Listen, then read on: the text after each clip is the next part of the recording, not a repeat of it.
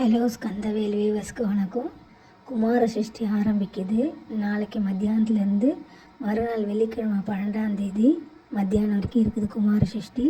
இது எப்படி 7 நாள் கந்த சஷ்டி நம்ம கடைப்பிடிக்கிறோமோ அந்த 7 நாள் பலனையும் இந்த ஒரே நாள் குமார சஷ்டி நம்மளுக்கு கொடுக்கும். சஷ்டியில் இருந்து அகப்பையில் வருன்றது பழமொழி.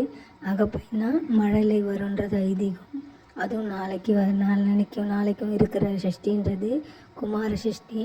அதுக்கான விரதத்தை இருந்து நம்மளால் முடிஞ்ச அளவு எளிமையாக கூட இருக்கலாம். குழந்தை வர நிச்சயம் கிடைக்கும். இது அனுபவம் வாய்ந்தவங்க சொன்ன உண்மை. நானும் என்னோடய லைஃப்பில் பார்த்துருக்கேன்.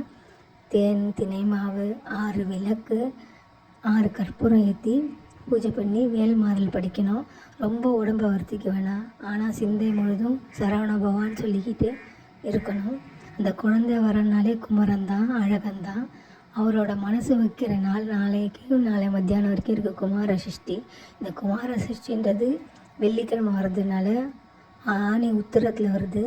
சிவனுக்கும் அன்றைக்கி விசேஷம், நடராஜருக்கும் விசேஷம், அம்மனுக்கும் விசேஷம், மகாலட்சுமிக்கும் விசேஷம், முருகருக்கும் விசேஷம்.